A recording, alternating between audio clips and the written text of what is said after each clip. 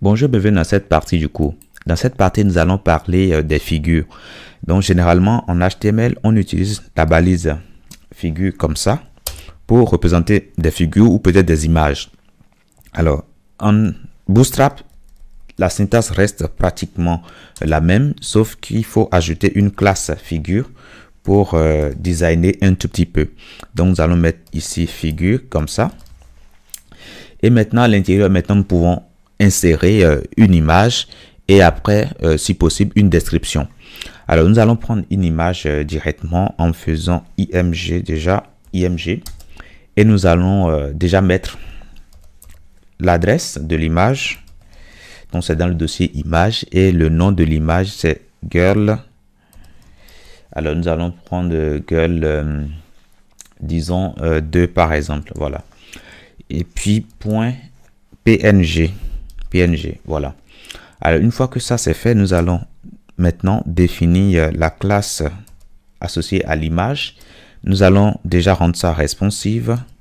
Donc, image fluide. Et maintenant, pour dire à Bootstrap que c'est une image qui est à l'intérieur d'une figure, par exemple, là, nous devrions mettre la classe figure comme ça, et puis image, img comme ça. Voilà. Et donc, une fois que ça c'est fait, on peut déjà ajouter une description. Donc, nous allons mettre ici la balise figure caption, comme ça. Et cette balise, pour l'utiliser avec Bootstrap, il faut ajouter la classe figure caption. Voilà, figure caption, mais avec un tiret entre fig et caption, comme ça. Et donc, à l'intérieur ici, on peut ajouter une description. Donc, nous mettrons tout simplement une image, comme ça, voilà. On enregistre ceci.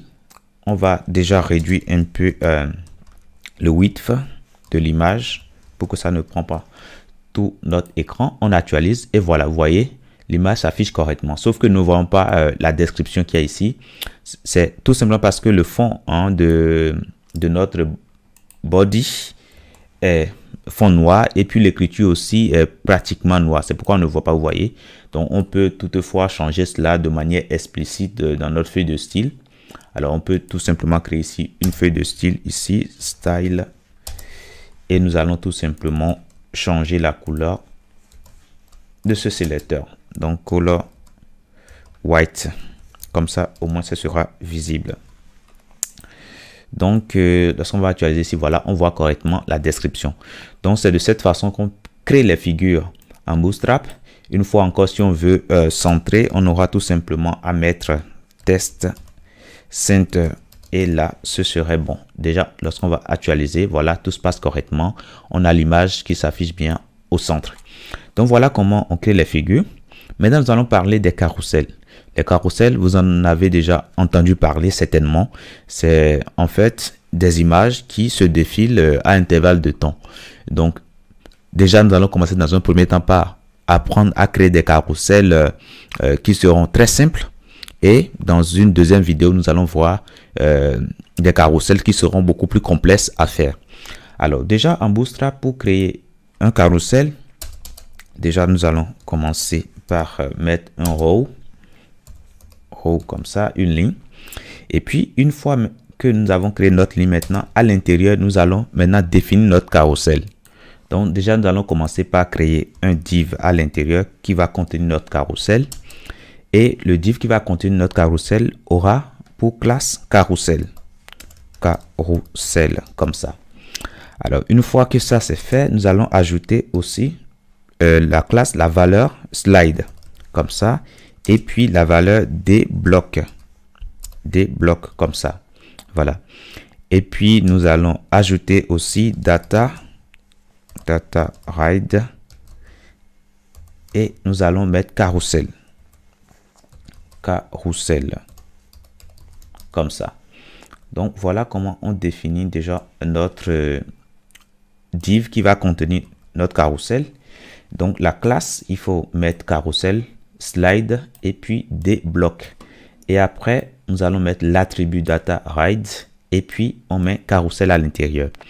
Et donc à l'intérieur maintenant de cette balise div, nous allons créer maintenant un div qui va contenir maintenant les images.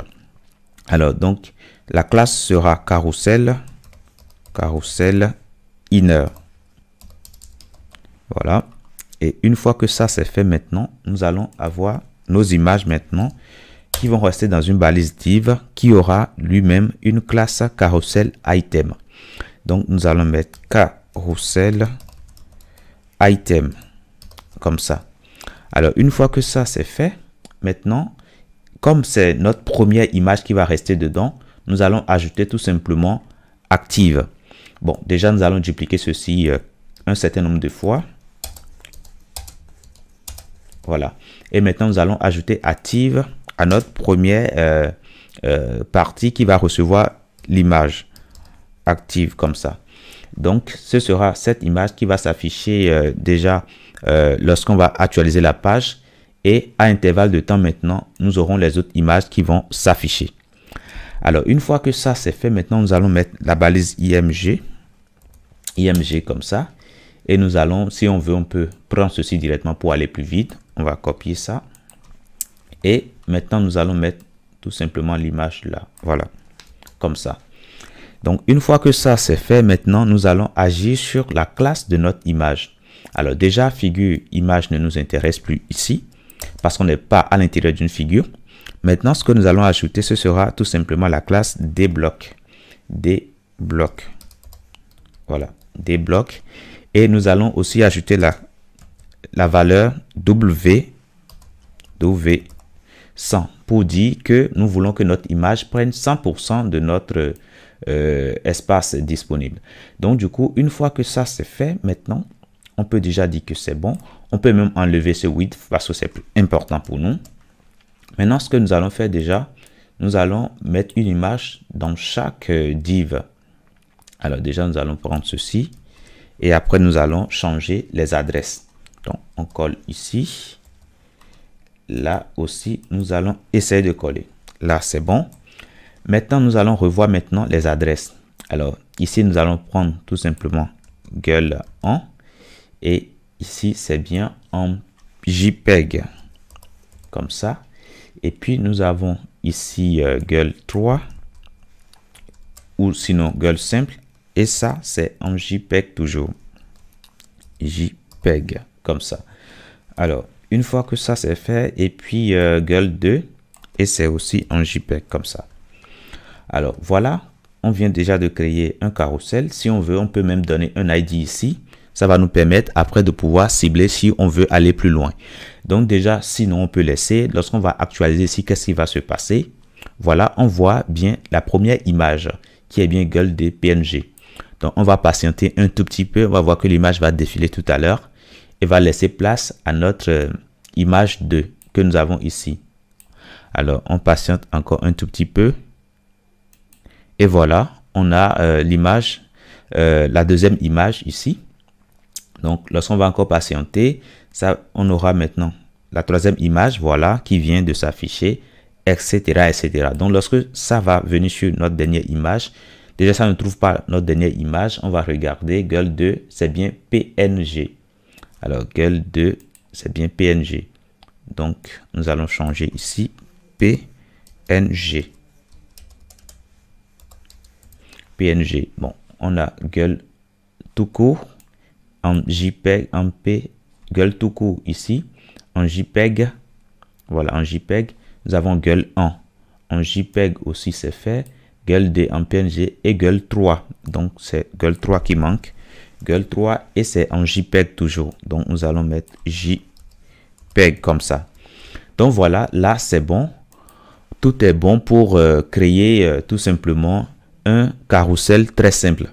Donc, notez tout simplement que ces classes, ces valeurs de classe, c'est important parce que c'est ces valeurs qui aident Bootstrap à savoir que vous voulez créer un carrousel et donc à pouvoir appliquer les styles qu'il faut. Alors, avant de finir, on voit que notre carrousel ici ne prend pas, c'est-à-dire toute la largeur de l'écran. Alors, ce qu'on peut faire tout simplement, on peut changer tout simplement le conteneur que nous avons ici en mettant tout simplement conteneur fluide comme ça.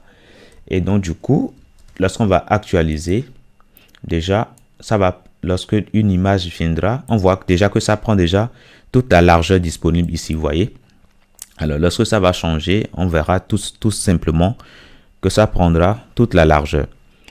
Donc, voilà quand même tout pour cette partie. Déjà, je vous dis merci d'avoir suivi cette partie et à très bientôt dans la prochaine.